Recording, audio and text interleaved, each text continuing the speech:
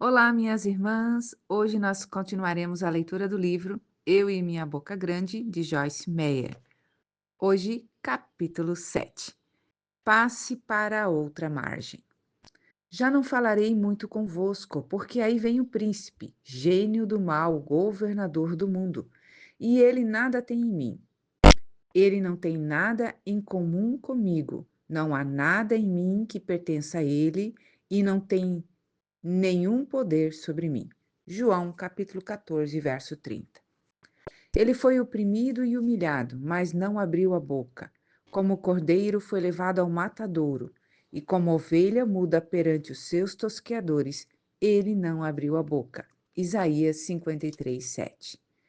Um dos momentos mais difíceis para disciplinar nossa mente, nossa língua, nosso humor e nossas atitudes é durante uma tempestade.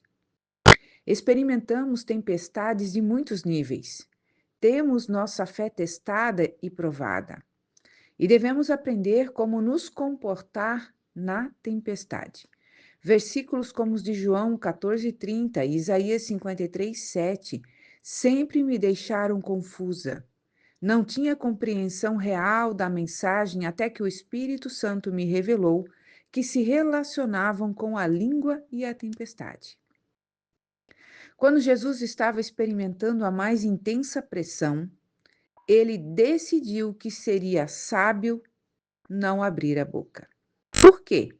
Creio que foi porque, em sua humanidade, Jesus teria sido tentado a fazer a mesma coisa que você e eu seríamos tentados a fazer, ou seja, duvidar, questionar a Deus, murmurar, dizer alguma coisa negativa e etc. Até mesmo um crente maduro dirá coisas que não deveria quando a pressão é intensa e dura muito tempo. Jesus é o Filho de Deus. Ele mesmo é Deus, mas veio na forma de um ser humano. O escritor de Hebreus 4,15 diz que ele foi tentado em todas as coisas à nossa semelhança, mas sem pecado. Quando Jesus enfrentou situações nas quais poderia ser tentado a dizer coisas infrutíferas, ele propositadamente decidiu que se calaria. Essa é uma decisão sábia para qualquer um tomar durante tempos de estresse. Ao invés de falar de emoções conflitantes ou sentimentos feridos, é sempre melhor aquietar-nos e permitir que a tempestade emocional se acalme. As bênçãos estão chegando. Naquele dia, quando sendo já tarde, disse-lhes Jesus: passemos para a outra margem do lago. Mateus 4,35. É sempre emocionante quando Jesus nos diz: vamos fazer uma coisa nova. Para mim, a frase passemos para outra margem equivale a dizer a promoção está chegando, ou as bênçãos estão a caminho, ou suba mais alto, ou qualquer outra palavra que o Senhor usa para nos dizer que é hora de mudança. Tenho certeza de que os discípulos estavam animados em ver o que aconteceria no outro lado. O que eles não esperavam ou previam era uma violenta tempestade no caminho. A fé é para o meio. Ora, levantando-se grande temporal de vento, como um furacão, e as ondas se arremessavam contra o barco, de modo que o mesmo já estava a encher-se de água. E Jesus mesmo estava na polpa do barco, dormindo sobre o travesseiro de couro. Eles o despertaram e lhe disseram: Mestre, não te importa que pereçamos? Marcos 4, 37 e 38. Os discípulos provavelmente não estavam tão agitados no meio do caminho como estavam no início. Embora Deus frequentemente nos chama para um novo destino, quase sempre Ele não nos deixa saber o que vai acontecer no caminho. Abandonamos a segurança de onde estamos e partimos para as bênçãos de outra margem. Mas é no meio que geralmente ocorrem as tempestades. O meio é geralmente um lugar de teste. A tempestade estava com força total e Jesus estava dormindo. Isso soa familiar? Você já passou por momentos em que sentiu que estava afundando rapidamente e Jesus estava dormindo? Você orou e não ouviu nada de Deus? Passou tempo com ele e tentou sentir sua presença e ainda assim você não sentiu nada? Buscou uma resposta e, apesar de ter lutado tanto contra o vento e as ondas, a tempestade ficou ainda mais violenta e você ficou sem saber o que fazer? Às vezes, nos referimos a essas estações como a meia-noite ou a noite negra da alma. A tempestade na qual os discípulos se encontravam não era uma chuvinha de abril ou uma inofensiva tempestade de verão, mas um verdadeiro furacão. As ondas não estavam indo e vindo calmamente, mas chicoteavam o barco com tanta fúria, a ponto de rapidamente enchê-lo de água. Só isso já seria o suficiente para assustar qualquer um. E é em momentos assim, quando o barco parece que vai afundar conosco, que devemos usar a nossa fé. Podemos falar ou ler sobre fé, ouvir sermões, cantar músicas, mas na tempestade devemos usá-las. É também nessas horas que descobrimos quanta fé realmente temos. A fé é como um músculo. Ela se torna mais forte quando é usada e não apenas quando falamos dela. Cada tempestade que enfrentamos nos capacita a lidar melhor com a próxima. Logo nos tornamos um navegador tão bom que as tempestades não nos perturbam mais. Já passamos por isso antes e sabemos como terminará. Tudo ficará bem. De acordo com a Bíblia, somos mais que vencedores. Romanos 8:37. Para mim, isso significa que já sabemos que venceremos antes mesmo da batalha começar. Para alcançarmos o alvo, temos de enfrentar a tempestade, o que nem sempre é divertido. Mas é uma bênção saber que a fé é para aqueles dias quando não vemos a manifestação ainda. A fé é para o meio. Começar uma coisa não requer uma fé tremenda. O começo e o fim são emocionantes, mas puxa, o meio. Mesmo assim, temos de passar pelo meio para chegar à outra margem. Jesus queria que seus discípulos crescessem nele. Passemos para a outra margem, disse ele. Jesus esperava que crescessem, que se ele disse, aquilo iria acontecer. No entanto, assim como nós, os discípulos ficaram com medo. Tempestade acalmada, discípulos repreendidos. E ele, despertando, repreendeu o vento e disse ao mar: acalma-te, emudece, cala-te. O vento se aquietou, relaxou, e fez-se imediatamente grande bonança, uma paz perfeita. Então lhes disse: por que sois assim tímidos? Como é que não tendes fé? Nenhuma confiança firme? Marcos 4, 39 a 40. Jesus acalmou a tempestade, mas repreendeu os discípulos pela falta de fé. Por que Jesus fez isso? É vital para nosso futuro que cresçamos na fé, que é a confiança em Deus. Se Jesus permitisse que ficássemos com medo e continuasse a acalmar as nossas tempestades sem nos corrigir, nunca aprenderíamos a insistir para passar para outra margem. Uma das coisas que devemos mudar é a nossa resposta às tempestades da vida. Claro que devemos crescer no domínio próprio e disciplina da língua. Como vimos, não podemos domar a língua sem a ajuda de Deus, mas nem Ele fará isso por nós. Aguente firme, a ajuda está a caminho. Guardemos firme a confiança da esperança, sem vacilar, pois quem fez a promessa é certamente fiel. Hebreus 10, 23. Não basta ser positivo e falar com fé quando nossas circunstâncias são positivas. É hora de passarmos para outra margem. É hora de subirmos mais alto. É hora de guardarmos firme a confiança da esperança. Hebreus 10, 23. e sobrevivermos às tempestades, sabendo que Deus tem seus olhos em tudo, inclusive em nós e na tempestade. Deus é fiel e podemos segurar em sua mão, sabendo que Ele não permitirá que afundemos. Uma fonte com água doce e amarga. De uma só boca procede bênção e maldição. Meus irmãos, não é conveniente que essas coisas sejam assim. Acaso pode a fonte jorrar simultaneamente do mesmo lugar o que é doce e o que é amargoso? Tiago 3, versos 10 e 11. Devíamos nos esforçar para eliminar a conversa contraditória. Falar uma coisa nos momentos bons e outra nos momentos ruins. Devíamos nos esforçar para não ser fontes que jorram água doce em momentos agradáveis e amarga em momentos amargos. Jesus estava sujeito às mesmas pressões e tentações que nós, e mesmo assim ele permaneceu sempre o mesmo. Hebreus 13, 8. Jesus teve de disciplinar sua língua e sua conversa durante as tempestades da vida. E nós também devemos fazer o mesmo. O controle da língua deveria ser o nosso alvo.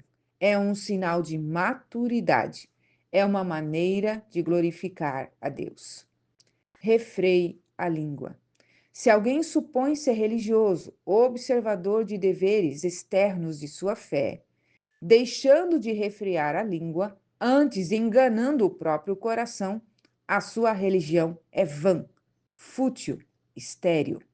Tiago 1:26. Meu amigo, essa é uma declaração forte. Podemos fazer todo tipo de boas obras por convicção religiosa, mas se não refrearmos a língua, não terão valor algum. Quando o assunto é palavra, língua e boca, não sei se esse é o seu caso. Fico deveras preocupada. O termo cabresto é definido no Webster como um arreio que consiste de uma esteira, de uma testeira, freio e rédeas, que se encaixa na cabeça de um cavalo e é usado para controlar a marcha ou para guiá-lo. No meio das tempestades da vida, se não refrearmos a língua, jamais experimentaremos a libertação. O Espírito Santo será nosso cabresto, se aceitarmos sua liderança e orientação. Coloque um freio na boca. Ora, se pomos freio na boca dos cavalos para nos obedecerem, também lhes dirigimos o corpo inteiro. Observai igualmente os navios, que sendo tão grandes e batidos de rijos ventos, por um pequeníssimo leme são dirigidos para onde queira o impulso do timoneiro. Assim também a língua, pequeno órgão, se gaba de grandes coisas. Vede como uma fagulha põe em brasas tão grande selva. Tiago 3, dos versos 3 ao 5. Esses versículos indicam que a língua direciona a nossa vida. Alguém pode dizer que nossas palavras delimitam margens nas quais devemos viver. A língua é um membro tão pequeno do corpo e mesmo assim pode realizar grandes coisas. Seria maravilhoso se fossem somente coisas boas, mas não é assim. Relacionamentos são destruídos pela língua. A língua pode causar e frequentemente causa divórcio. Pessoas são emocionalmente feridas e nem todas se recuperam. Alguns idosos ainda estão feridos por coisas que lhe foram ditas quando eram crianças. Sim, a língua pode ser um pequeno órgão, mas puxa, quão poderosa ela é. O freio que é colocado na boca de um cavalo também é muito pequeno, mas dá direção. Webster define o freio como a peça de metal de um cabresto que controla e reprime um animal, algo que controla. Precisamos de um freio na boca, mas não será colocado de maneira forçosa ou forçada. Devemos querer. O Espírito Santo funcionará como esse freio se escolhermos a sua direção. Quando começarmos a falar coisas erradas, nós os sentiremos puxar na direção correta. Aleluia! Ele está sempre trabalhando em nós para nos manter longe dos problemas. Seu ministério é para ser muito valorizado. O Espírito Santo como freio e cabresto. Não sejais como o cavalo ou a mula, sem entendimento, os quais com freios e cabrestos são dominados, de outra sorte não te obedecem. Salmo 32, 9. Um cavalo obedece ao comando do cabresto, que lhe controla o freio na boca. Se desobedecer, sofrerá grande dor. Acontece o mesmo em nosso relacionamento com o Espírito Santo. Ele é o cabresto e o freio em nossa boca. O Espírito Santo deveria estar controlando as rédeas de nossa vida. Ao seguirmos sua ordem, chegaremos ao lugar certo e ficaremos fora de todos os lugares errados. Mas, se fizermos o contrário, sofreremos muito. A língua tem vontade própria, e toda altivez que se levante contra o verdadeiro conhecimento de Deus, elevando cativo todo pensamento à obediência de Cristo, o Messias, ou ungido. 2 Coríntios 10, 5. Em tempos de prova, a língua parece ter vontade própria. Às vezes, sinto que minha língua tem um motor que alguém ligou quando eu menos esperava. É muito importante ser responsável por nossos pensamentos, porque a fonte da palavra é o pensamento. Satanás sugere um pensamento como: eu não posso mais continuar assim. O que vai acontecer depois, já sabemos. A língua dispara e verbaliza o pensamento. Como o problema começa na mente, a solução deve estar lá também. Devemos levar todo pensamento cativo à obediência de Cristo. Devemos lançar fora as imaginações erradas. 2 Coríntios 10, 5. A mente é o campo de batalha e deve ser renovada completamente para experimentar a boa vontade de Deus. Romanos 12, verso 1 e 2. A boca nunca será controlada a menos que a mente seja controlada. Por falar em controle da mente, é interessante observar que pessoas que fazem bruxaria buscam controlar os pensamentos de outras pessoas. Aprender a projetar pensamentos errados em direção a pessoas inocentes é uma das prioridades delas. O que eu concluo disso é que Satanás quer controlar nossa mente. O Espírito Santo também quer controlar nossa mente, mas ele nunca nos força. É nossa escolha. Ele nos guia na direção certa e nos revela os pensamentos errados. Por isso, devemos escolher lançar fora o pensamento errado e pensar em alguma coisa que produzirá bom fruto, como somos instruídos em Filipenses 4:8. Finalmente, irmãos, tudo que é verdadeiro, tudo que é respeitável, tudo que é justo, tudo que é puro, tudo que é amável, tudo que é de boa fama, se alguma virtude há e se algum louvor existe, seja isso que ocupe o vosso pensamento. Fixeis vossa mente nisso. No Salmo 19:14, o salmista ora: as palavras dos meus lábios e o meditar do meu coração sejam agradáveis na tua presença, Senhor, rocha, firme, impenetrável minha e redentor meu. Observe que ele menciona tanto a boca quanto a mente. É porque elas trabalham juntas. Acho que algumas pessoas tentam controlar a língua, mas não fazem nada sobre os pensamentos. É como arrancar as folhas de uma erva daninha e deixar a raiz. Em pouco tempo ela crescerá novamente. Organize suas conversas.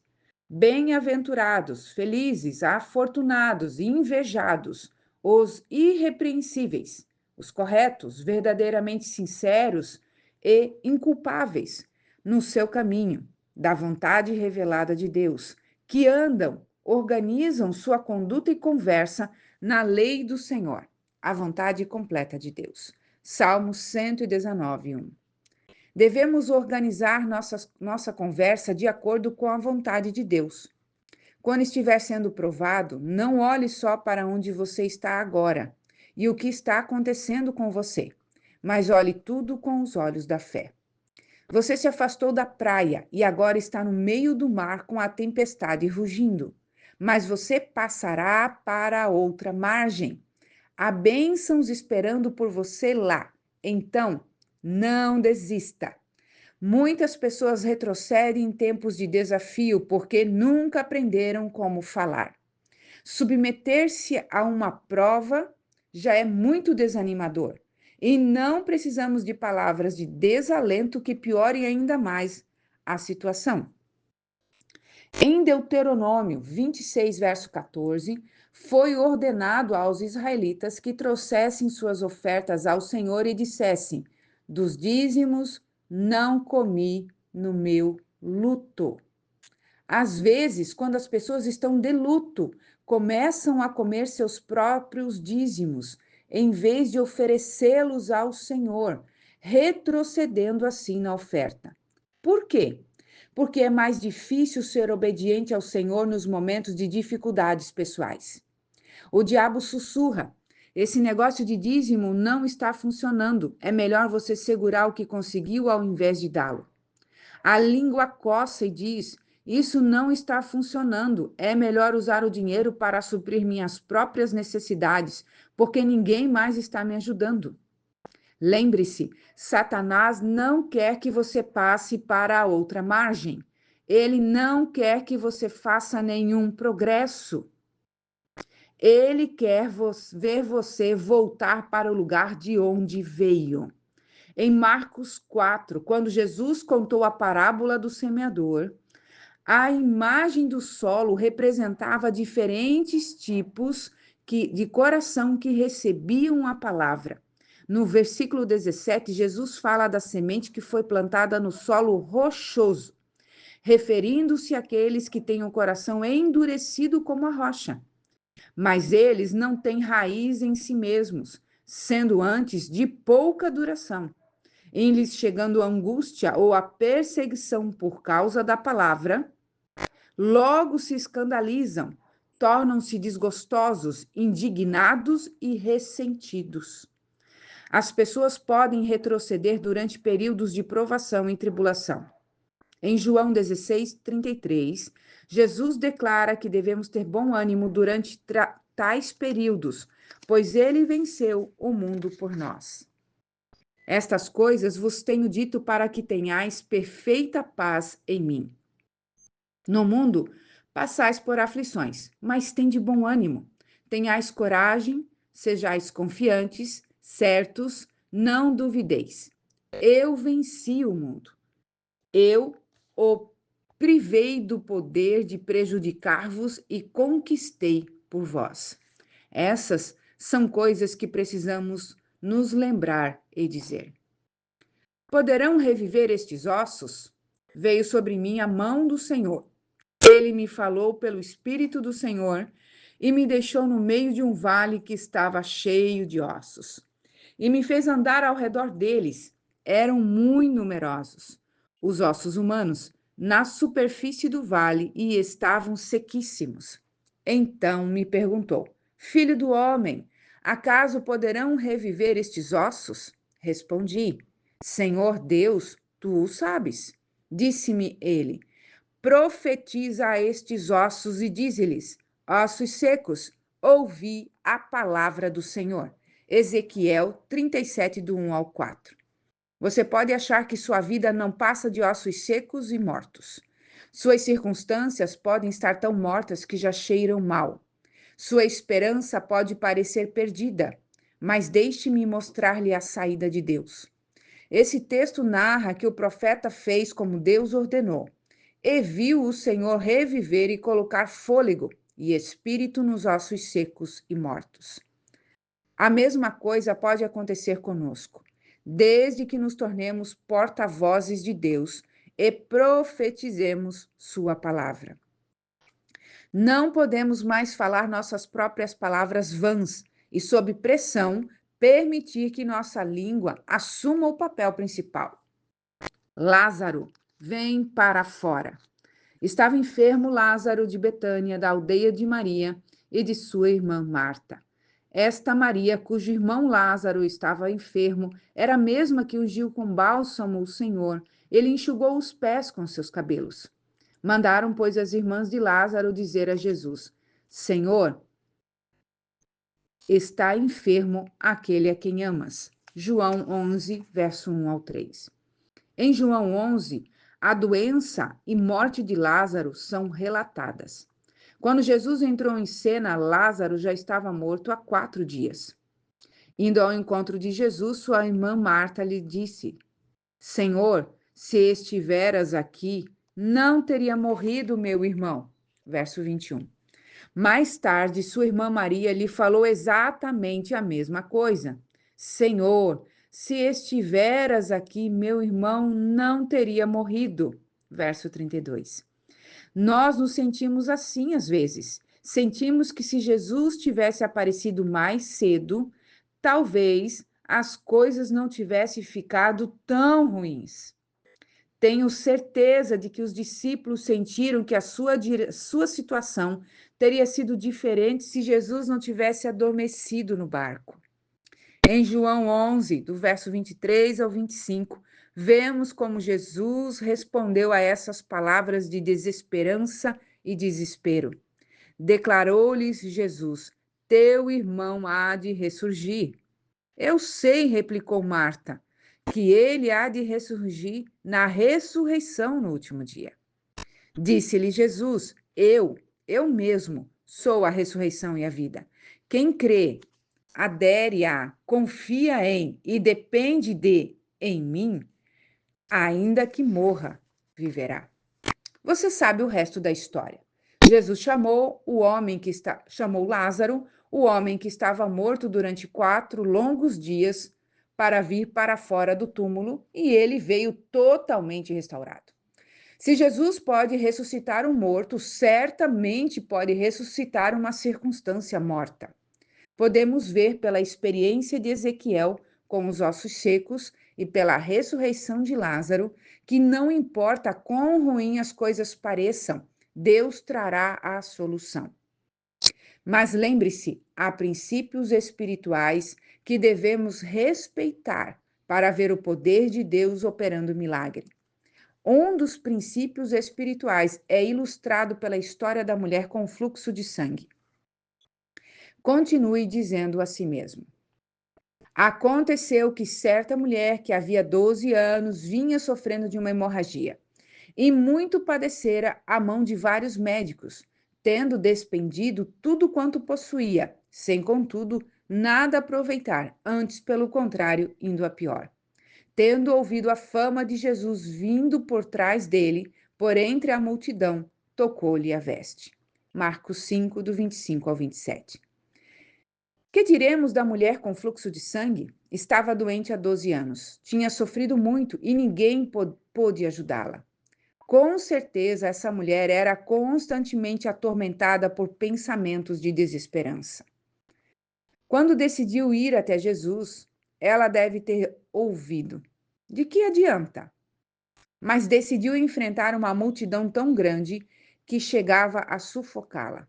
Tocou as vestes de Jesus, virtude fluiu e ela foi curada. Paráfrase dos versos 29 ao 34. Mas há um detalhe que não podemos perder, porque dizia: se eu apenas lhe tocar as vestes, ficarei curada. Marcos 5, 28. Ela dizia, você entende? Ela dizia. Não importa como a mulher se sentia, não importa quanto tentaram desanimá-la. Embora o problema já durasse 12 anos e parecesse impossível passar pela multidão, essa mulher recebeu seu milagre. Jesus disse que fora a fé que a tinha salvado. Verso 34. A fé dessa mulher foi liberada por meio de suas palavras. A fé tem de ser ativada para funcionar, e nós a ativamos pelas palavras. Continue falando e não desista da esperança. Presos de esperança. Voltai à fortaleza de segurança e prosperidade, ó presos de esperança. Também hoje vos anuncio que tudo vos restituirei em dobro. Zacarias 9, verso 12. Acabamos de ver 3 situações: ossos secos que reviveram, um morto trazido de volta à vida e uma mulher com uma doença incurável totalmente curada. Todas essas tempestades eram impossíveis para os homens, mas para Deus todas as coisas são possíveis. Mateus 19, 26. Recentemente, durante uma tempestade, o Espírito Santo me levou a esse versículo em Zacarias, o qual nunca tinha visto antes. Foi como se tivesse escondido como um tesouro, só aguardando a hora em que realmente precisasse dele. Como presos de esperança, devemos ser cheios de esperança, devemos pensar esperança e devemos falar esperança. Esperança é o fundamento no qual a fé se apoia. Algumas pessoas querem ter fé depois de perder toda a esperança. Não vai funcionar. Recuse-se a parar de ter esperança. Não importa quão secos os ossos possam parecer, quão morta a situação possa estar, quantos anos tenham passado, Deus ainda é Deus. E esse versículo nos diz que se permanecermos positivos e formos presos de esperança, Deus nos restituirá em dobro tudo o que perdermos. Aleluia! Oração para o controle da língua. Põe guarda, Senhor, a minha boca. Vigia a porta dos meus lábios. Salmo 141, verso 3. Oro este versículo com muita frequência, porque sei que preciso diariamente de ajuda para controlar a minha língua. Quero que o Espírito Santo me condene quando estiver falando demais, ou dizendo coisas que não deveria, quando estiver falando negativamente, quando estiver murmurando, quando for ríspida ou falar qualquer outro tipo de má conversação. Qualquer coisa que ofenda a Deus precisa ser eliminada de nossas conversas. É por isso que devemos orar continuamente. Põe guarda, Senhor, a minha boca. Vigia a porta dos meus lábios. Outro versículo importante sobre esse assunto está no Salmo 17, 3. A minha boca não transgride. Como disse anteriormente, temos de nos propor a fazer a coisa certa nessa área. Tudo quanto fizermos pela fé deve ser feito com um propósito. Disciplina é uma escolha. Lógico que não é fácil, mas começa com uma decisão. Quando estamos passando para o outro lado e de repente nos encontramos no meio da viagem, em uma violenta tempestade, temos de nos propor a não transgredir com a boca. É quando devemos orar esse versículo. Outro versículo que oro regularmente é o Salmo 19, 14. As palavras dos meus lábios e o meditar do meu coração sejam agradáveis na tua presença, Senhor, rocha firme e impenetrável minha e redentor meu. Ore a palavra. Nada chama tão rápido a atenção de Deus. É a sua palavra que contém o poder do Espírito Santo. Permita que esses versículos sejam o clamor do seu coração. Seja sincero em seu desejo de ganhar a vitória nessa área.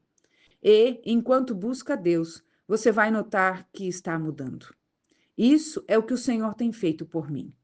E ele não faz acepção de pessoas. Atos 10, 34. Todos aqueles que obedecem aos mandamentos de Deus recebem o cumprimento de suas promessas. Ore esta oração de compromisso para exercer controle sobre a língua. Senhor, oro para que tu me ajudes a desenvolver uma sensibilidade ao Espírito Santo sobre toda a minha maneira de conversar. Não quero ser teimoso como um cavalo ou mula, que só obedece ao toque do cabresto ou freio. Quero me mover em tua direção apenas com um leve toque teu.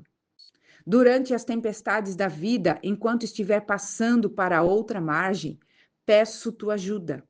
Preciso sempre da tua ajuda, Senhor, mas esses períodos são períodos de tentação. Coloque guardas nos meus lábios e que todas as palavras da minha boca sejam aceitáveis diante de ti, ó Senhor, minha força e meu redentor. Em nome de Jesus, eu oro. Amém. Terminamos aqui o capítulo 7, extremamente profundo, e eu lhe aconselho, minha amada, a fazer esta oração. Deus te abençoe e até amanhã com o capítulo 8, se Deus nos permitir.